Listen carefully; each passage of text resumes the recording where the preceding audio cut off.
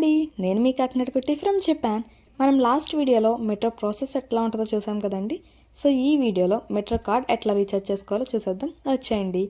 So ఇవి machines every metro స్టేషన్లో అవైలబుల్గా ఉంటాయి. ఇక్కడ వచ్చేసి మనకి లాంగ్వేజ్ సెలెక్షన్ ఆప్షన్ అవైలబుల్ ఉంటుంది.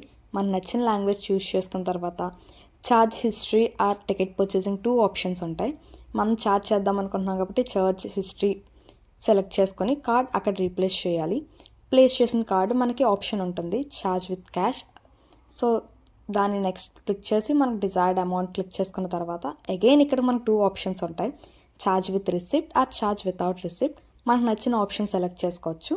అండ్ నెక్స్ట్ తర్వాత మనం ఏదైతే సెలెక్ట్ చేసిన డిజైర్డ్ అమౌంట్ మనీ అనేది ఇట్లా ఇన్సర్ట్ చేయాలి. ఇన్సర్ట్ చేసిన తర్వాత జస్ట్ 30 సెకండ్స్లో అది రీఛార్జ్ అయిపోయి మనకు ఒక టైప్ ఆఫ్ మ్యూజిక్ వస్తుంది మిషన్ నుండి.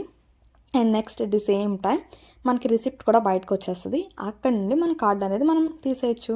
సో ఇంతే అండి, సింపుల్.